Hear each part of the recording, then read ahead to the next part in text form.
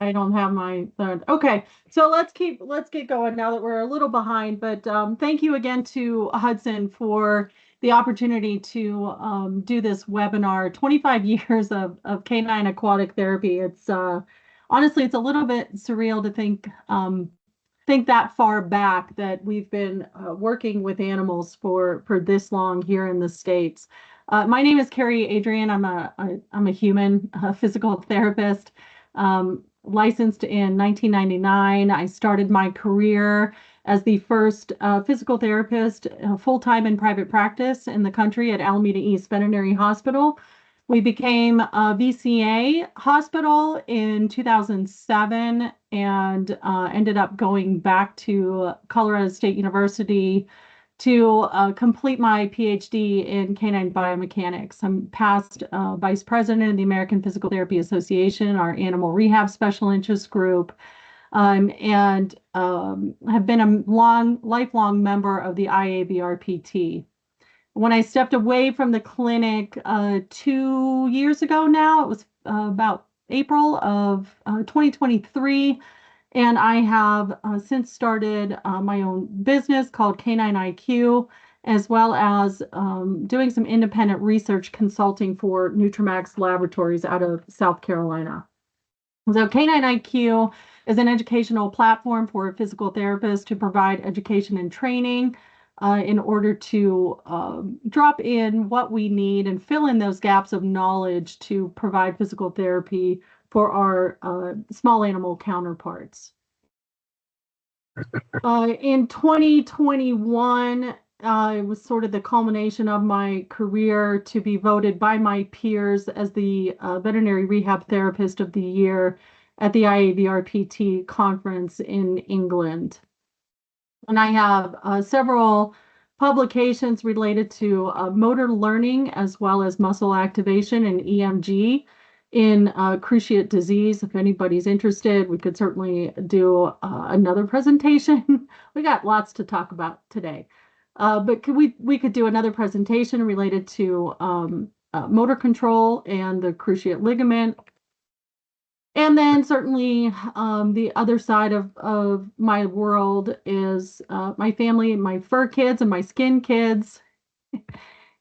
And just to bring it all full circle, I again started in a private practice, Alameda East Veterinary Hospital, if anybody's watched Emergency Vets. And this is sort of where it all started. Dr. Bob Taylor had the vision of bringing on a physical therapist to develop a PT department. And again, that was 25 years ago with the support of Hudson, who was formerly Furno Vet Systems. I've been working with Hudson my entire career. If you see the pictures on the left, this is when we opened the new doors of the Animal Lodge in 2005. And we had 2 underwater treadmills, 2 pools, and you can see on the left where that one treadmill was flush with the floor. And I asked for that for our neurologic patients. We'll talk a little bit about that. So I think it's important to first understand the terminology when it comes to hydrotherapy, aquatic therapy.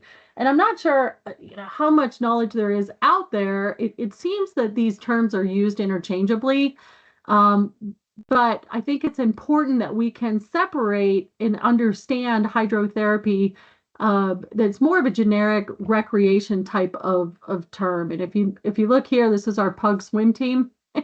We had these dogs that would come in just for exercise, of course, wearing life jackets, and they would come in for conditioning, in more for fun.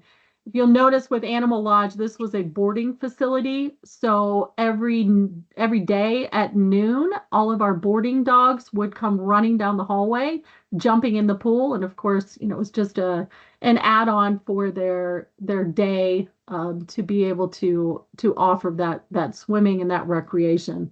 Mostly Labradors, of course. And then aquatic therapy is the combination of water, exercise, and physical therapy. So this is more of the term aquatic therapy is more related, implying rehab and physical therapy. Of course, we all know with the aquatic therapy, different types of cases that we'll go into a little bit more detail.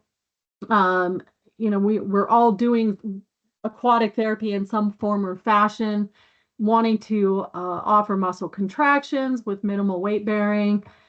Certainly, after that incision site is healed or sealed, I have actually gotten dogs into water prior to, but always put some Vaseline over that and realize that it's probably unnecessary at the time.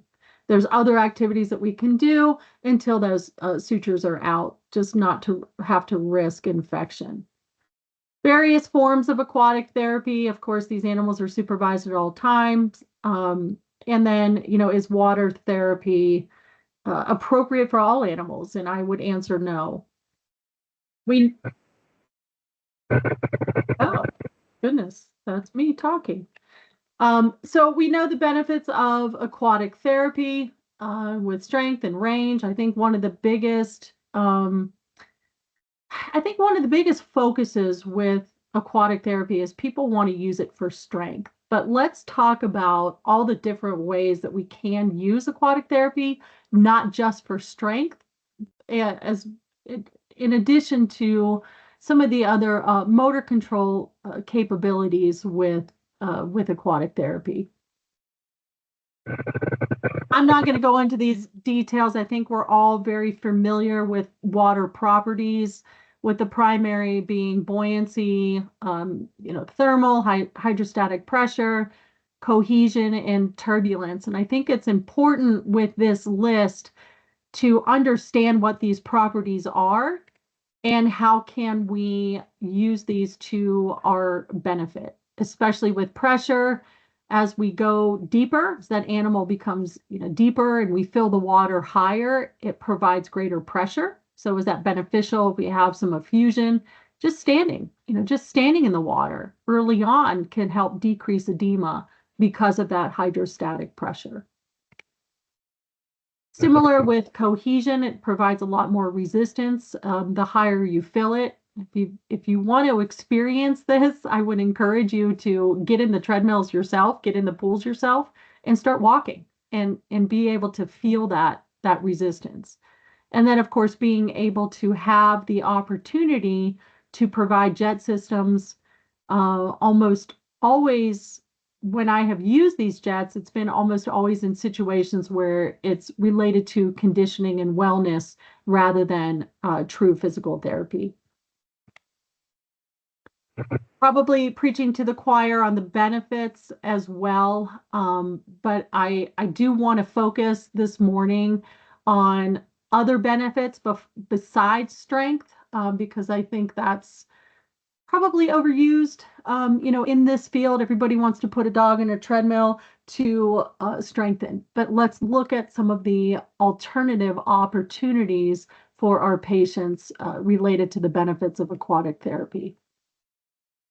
And one of those is the neurologic patient. I think, at this stage, it's very important to provide proximal stability prior to even ambulation. So in these types of situations, IVDD, lumbosacral issues, degenerative myelopathy, which we'll get to. I have more of a specific case on that we can discuss perhaps at another point. But just providing an environment where that dog is able to stand in a square position, working its trunk musculature. So there again, we're targeting proximal stability before I even turn that treadmill on. Here's one of the patients with degenerative myelopathy. I also think it may be overused to say that dogs with DM we're strengthening, and frankly, I think it's inappropriate to talk to clients about that. And this is where I would caution using the term strength in dogs with DM. So we're there to provide supportive care. We know that these dogs aren't going to improve 100%. In fact, they continue to decline over time. So our goal as rehabilitation specialists is to provide support to the client, as well as the patient as this disease progresses, and potentially providing prolonged function. And I question whether this is really truly strength building, because we know that there's a degeneration of those axons of the myelin sheath within the spinal cord that's carrying those signals. So you can't really strengthen what's not there. So majority of what we're doing is to provide support and ambulation for as long as that animal is well, as long as the animal is able. So it's really not a strength issue. I talk to my owners, I'm going to put your dog in a treadmill, but please don't expect this to improve. Don't expect strength gains. Don't expect your dog to get better. We're not here to fix or improve this disease. Instead, we're going to try to maximize the progression, perhaps extend the life of your pet, and certainly making adjustments based on the response. Every time that patient comes back, how did he do after the last treatment? I know, and you'll know, if you've gone too far and pushed that animal too much using water for exercise, that the dog is going to end up more fatigued. They'll come back and say, hey, what'd you do to my dog? He could barely walk. What I want to hear is my dog was invigorated for 2-3 days before the fatigue then sets in. So always important to evaluate and reassess. Let's talk about motor control. And this is a whole nother case study that we could go into detail if anybody's interested. But this was a patient with C5-6 IVDD that came back about a month post-op, and they ended up doing a rhizotomy on that right C6 nerve root because of intractable pain. And there was some sort of hematoma around that nerve root, so some sort of secondary infarct within the central cord as well. So this dog was completely tetraplegic in all 4 limbs. And if you'll notice here on the left, it's kind of a poor picture, but the dog's wearing a life jacket. Couldn't even stand, early on. We can go through this case in more detail, but couldn't even lift its head. So neck extension was very, very difficult for this animal. So down the road, we used the underwater treadmill to a point where we can offload those limbs and allow whatever musculature that was starting to come back be in more of an anti-gravity position and start to test that and push that. Treadmill was never on. We started with assisted transfers, utilizing the treadmill, and then worked up to the pool. And you could even swim these dogs in an underwater treadmill if you didn't have a pool. Different dog on the right, but that's the general concept. And even with the active assisted exercises, I just use TheraBand in an underwater treadmill to assist that dorsiflexion. So here again, we're providing that resistance by filling the water up much higher, but giving it a little bit of active assistance to be able to dorsiflex and pull that limb through. Eventually, we were able to take the TheraBand off. And as that limb gained more and more function, it was more independent, less knuckling, and we're not injuring the dorsum of the paws.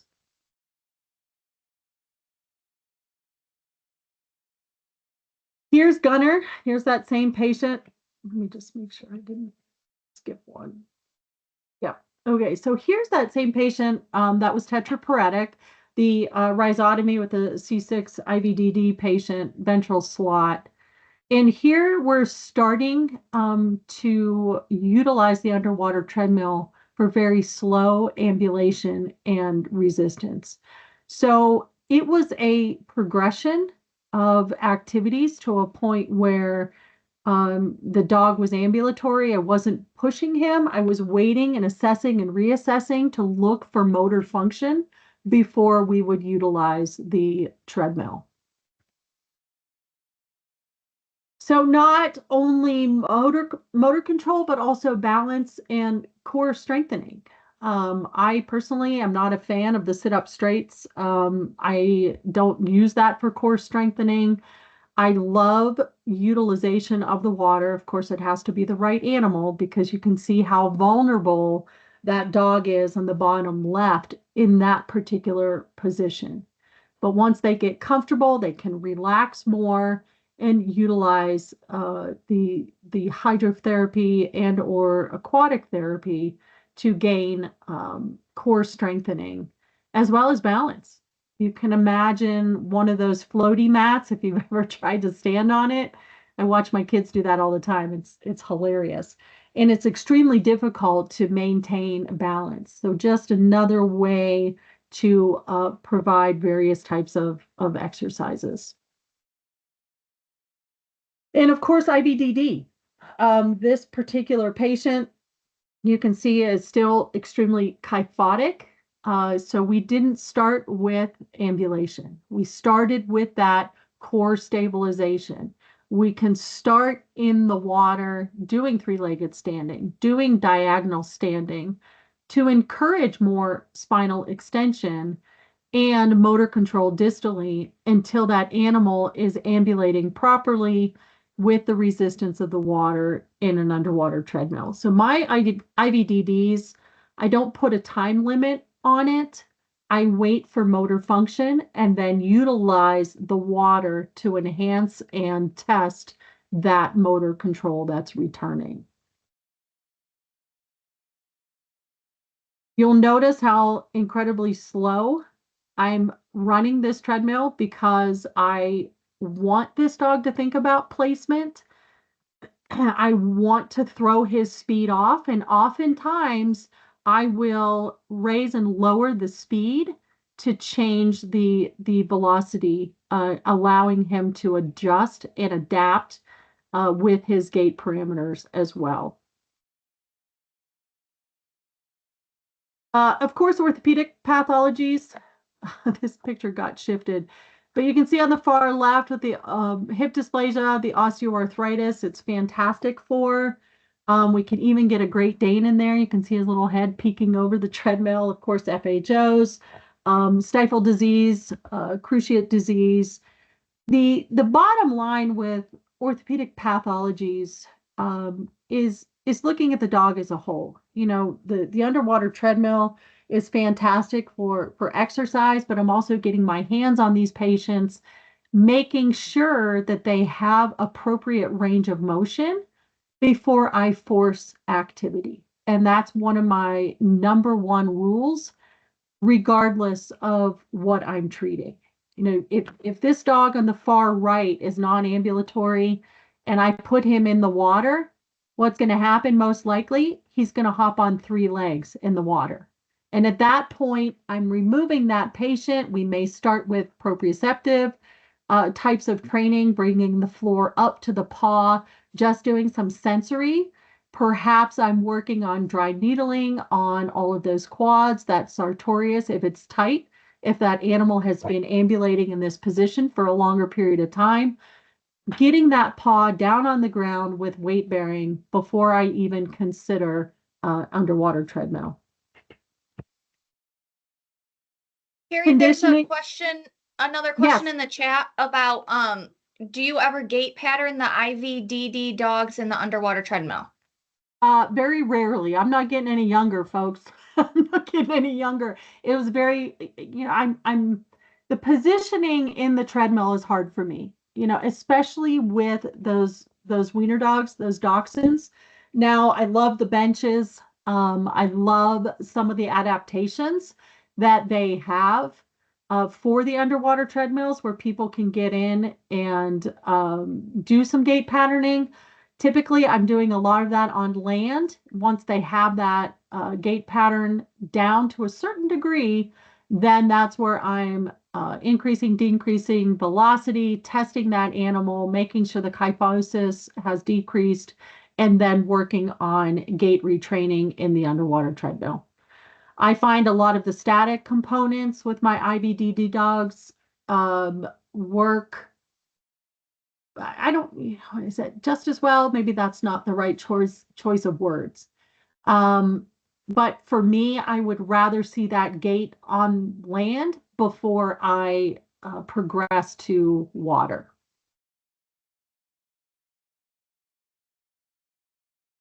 So conditioning, of course, this is something too that we don't really have parameters on. These are some military working dogs that we would gait at higher levels, do some interval training. Again, warm-ups, higher gait speeds for a few minutes, drop that speed, raise it, lower it. And this is all just based on the animal's responses. The velocities, any type of speed, any type of duration has yet to be proven. But it was also based on just the muscle mass that was building, as well as client feedback for these patients. So lots of different components that we can provide with aquatic exercise. This is a short list. Oftentimes you'll find that you can do some stretching within the warmer water. Of course, the strength and of course the endurance, especially with our wellness patients, just getting that animal to relax. When you're non-ambulatory and you're standing upright, it provides so many more cardiovascular benefits, and the animal is much more in tune to working with you, I have found. Of course, weight bearing, range, core stability. I love it for core stability. And of course, the gait and transition training. So I think too, it's just as important in talking about what hydrotherapy, what aquatic therapy is great for. It's not for all dogs. In 25 years, 24 years of clinical practice, I probably only turned a handful of dogs away, to be honest. There are plenty of dogs that are extremely nervous getting in the treadmill. And I just ask the clients, give me a chance. So perhaps our first physical therapy session is getting them comfortable in the underwater treadmill. I allow the animal free range. I drop the leash, let them turn around, let them sniff. As the water is rising, I will start the treadmill slow, and perhaps I start and stop it. I start, stop. If they panic, I'm going to stop and then let them walk around, let them sniff, and just some little tricks of the trade. And once the animal gets comfortable and confident, usually only takes a few minutes. We're good to go. And I think it's important too to differentiate with treadmill versus swimming. Almost all of my physical therapy dogs don't do swimming until 12, 16, sometimes longer weeks into their physical therapy program. Swimming is much more ballistic. Certainly, it can potentially include more injury. How far out are we? I don't want that animal to be jumping into a pool or a lake when they're not ready, or if they're concerned or nervous. And that's what I love about the controlled environment of the treadmill. I will evaluate gait often in a treadmill. What is it? Sorry about that. And then looking at objective and subjective observational gait analysis. What does the hip extension look like? What does the gait parameter look like? Should all dogs with hip OA do underwater treadmill? And my answer is no. I want range before I ask for forced exercise. So often, as you're watching gait parameters, look at the observational gait analysis and just describe it. What does that look like? Perhaps left hip extension is 50% of the right. The dog's coming up short and not wanting that full extension. It's probably time to do some hands-on first before asking it to do forced activity in a treadmill. The other consideration with a pool is the forced spinal extension. So you put an animal in a pool, and even with a life jacket, you're going to force extension. So if you have a dog that's perhaps non-surgical or even surgical, IVD or spine, remember that swimming is going to force extension, and is that causing more discomfort for the patient or perhaps the day or two later? Something to consider and watch for. So as I mentioned, it's just as important to talk about precautions for aquatic therapy as it is for indications. I hear all the time that dogs with amputations are going in a treadmill for strengthening. And the way I look at that is this is not a strength issue. This is an altered biomechanical issue. The center of mass has changed. Now we're increasing weight bearing on remaining limbs, depending thoracic versus pelvic, depending on where the amputation was. These animals are going to develop compensatory gait patterns, period. They have to. Over time, so if you look at this particular patient with a pelvic limb and you're forcing activity in a treadmill, watch for carpal hyperextension. Again, typically we see the diagonal compensation. So this dog lost a right hind. Most likely, you're going to start to see that compensation set in the left the left thoracic. So watch for breakdown. This is not a strength issue. This is altered biomechanics and not something that we want to force to a point where we're seeing compensations elsewhere down the road. Same with, that buoyancy. Start with perturbation. Start with that core stability. Consider perhaps swimming might be better for these patients. Don't use aquatic therapy as a primary indication for strengthening. With that forced exercise, they're going to alter their gait because they have to. You're asking them to ambulate in an environment, depending on how much you raise it, that's going to include more resistance.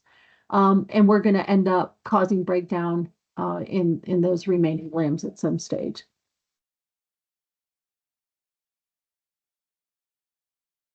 Oops. So the increased fatigue, this is obviously obesity. And it's not just with obese patients that aren't used to the exercise. It's also your neurologic patients. It's also your aging patients that perhaps, we know there's neurogenic fatigue. Some of those animals may only be able to tolerate 1 to 2 minutes, at a time in the underwater treadmill. So we're going to do frequent rest breaks. We're going to build slowly over time. Congenital deformities as well, I caution in the underwater treadmills. Here again is that forced exercise. You look at the varus pattern in this Newfie's gait, and what happens over time with forced activity. Because of that varus deformity, we're going to see that weight line shift more medial to the stifle joint.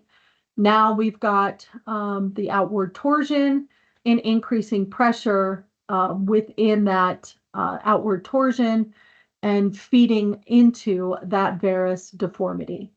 So over time, if we're asking a dog with congenital deformities to exercise forced activity, are we breaking down somewhere or along the line at some point? More things we need to better understand within our profession. So instead, what we're going to do is put an orthotic, a simple wedge, on that particular patient before we do any type of forced activity and forced exercise. Finn is a big swimmer, but also loved the treadmill. So when we did the treadmill just for conditioning, his mom wanted him to do more conditioning. We ended up putting the orthotic on him first. I talked about the caution with fatigue with neuro conditions. You saw this active assisted, but again, perhaps this patient can only tolerate, a couple of minutes watch your signs, watch for knuckling, watch for fatigue. Perhaps the resistance is causing that patient to fatigue faster. So perhaps we need to lower the water levels. The other thing that I see here again is where objective gait analysis is extremely important for identifying fatigue is the loss of initiation into swing phase, meaning the hip flexors are fatiguing and they're dragging backwards more, and that animal is resisting the hip flexion, which initiates a swing. So at that point, we're going to either drop the water and look for an improved quality of gait, or we're going to stop the treadmill session for that day until those hip flexors get stronger. And that's one of the first things that we have to work on in these neuro cases is your anti-gravity muscles in your quads for the initiation of hip swing. Carrie, can you share what kind of orthotic was on the Newfie? Oh, sure. That's Ben Blakey with Hero braces. Let me play that again. And all we did is a simple wedge to bring that varus deformity back to midline, and you can see how much straighter that limb is now ambulating. Let me see if I can, oops, I'm going to try to stop that video to see if we can, maybe, there's me and my technology. So what it is just a,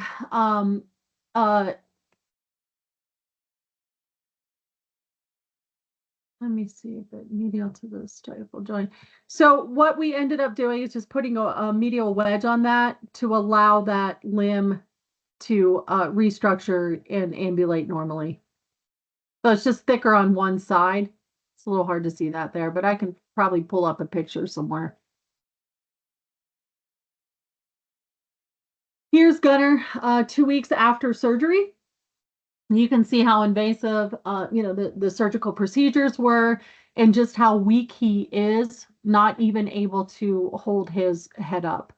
So very, very minimal voluntary motor function. I want to be able to see some of this activity beforehand. Guys don't need to hear me. Look at the substitution. Look at him utilizing his head. Did you see him pulling his back leg? He's utilizing his head. Even more so. Watch him push off the ground here. Do you see him use his head to push up? So we got to be able to start with core stability before I even ask him to transfer against gravity and then, in addition, against resistance. There's just a larger picture we talked about with aquatic assisted transfers. Obviously, we use water. I use water on a daily basis in a clinical setting. I love it when it's appropriate. Be sure to understand your goals. We can use, as I showed in that list, we can use water in a variety of exercises to achieve our goals, and certainly, be able to understand and read your patient. So we can answer questions. I did put a few webinar topics that we can discuss after questions. If there's some other ideas, I'm more than happy to entertain those. And of course, I have myself and Nate Roth, our contact information. Should anything come up, at any time, gang, I am more than happy to answer those questions. Anything from the group? That was quick. I apologize. I'm trying to catch up for lost time, but want to be sure I get to your questions. Going through. Maria Maddox, I shouted you back in 2002 when I was going to Bel-Ray. Oh my gosh. Wonderful to see you. The moderator music. Person has a mic on, every gait pattern dogs, orthotic member. You mentioned warm-ups. What's your typical pre-treadmill warm-up? So I usually start with walking for 2 minutes at a very comfortable gait. again, that's pretty subjective, right? So watch the gait pattern is what I would recommend.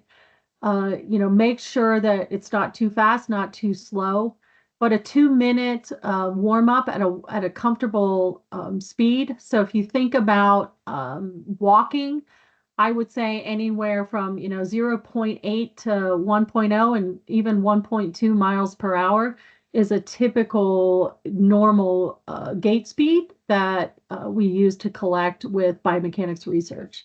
A trot is anywhere from usually 1.8 to 2.2, very generic range, which obviously can vary as well. But again, observation is key with these patients, no matter what the gait pattern looks like, describe it. I think we need to do a better job with observational gait analysis. There's another topic we could talk about. Let's see, Carrie.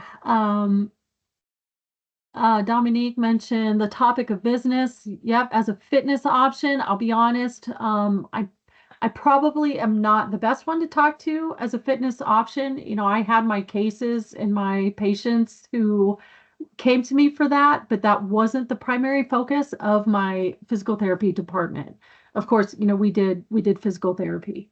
There's probably others out there, that do that primarily with fitness as their business. But let me see if we can pull that in. I'll write that one down. Stretching or massage to enhance your therapies. One of the questions, do you utilize stretching and massage? Just actually had a patient this morning. So yes, I still see the occasional patient from long-term clients. And yes, this is a field trial dog with bicipital tendonitis. That we are working on the contralateral thoracic limb, actually was not the original limb. And we're seeing some scapular mobility issues and some tightness within the biceps. So we are now working on stretching, but it's few and far between. And I almost never do a massage, to be honest. Comfortable with an acupuncture treatment after underwater treadmill or should be another day? Probably again, I'm going to write that one down too because I don't do acupuncture, I dry needle. So I'm probably not the best one to talk to about the acupuncture treatments. As a general statement, I tend to not want to stack treatments on top of one another, because I want to be able to see what's working, what's the best target to get the progress that I want or that I'm looking for. So I would defer to some of the veterinarians that are out there that do acupuncture. And I think the bottom line is monitor your patient. Was it too much? Next time you see that animal, how was he? Was he overly fatigued? Was he okay? So I think some of the feedback that you get from clients and from reading your patients is probably the best feedback that we can receive. John B. utilized laser therapy. I do. I certainly use laser therapy. Not all the time. I also think laser is probably overutilized. I do like it in situations where it's more acute because that's what it does. It's an anti-inflammatory pain reducer. Erica Bowling's canine athlete programs. There's one right there. Topic of business of aquatic therapy as a fitness option. That's wonderful. Like I said, there's probably a lot of other people out there that are better qualified to talk about the fitness aspect of it than I am. Thank you for that, Samantha. I appreciate that. I know, fast and furious, gang. Sorry for all the technical issues. Any other questions? I can put my contact info and Nate's contact info up there. If you have any questions for me from a rehab standpoint with aquatic therapy, as well as to just discuss the options with Hudson. Like I mentioned, I have been utilizing Hudson for 25 years, and there's a reason for that. So very grateful to them for this webinar, and appreciate your time this morning, everyone. Thanks, Carrie. We appreciate you too. Guys, be on the lookout for more emails from us. We're going to work on getting some more webinars set up with different topics. So you guys should feel free to shoot us an email if you have any that you're super interested in, and we'll try to accommodate you. Thanks for your patience with us in the start. Next time we promise that we won't delay, but My fault. Totally my fault. Sorry.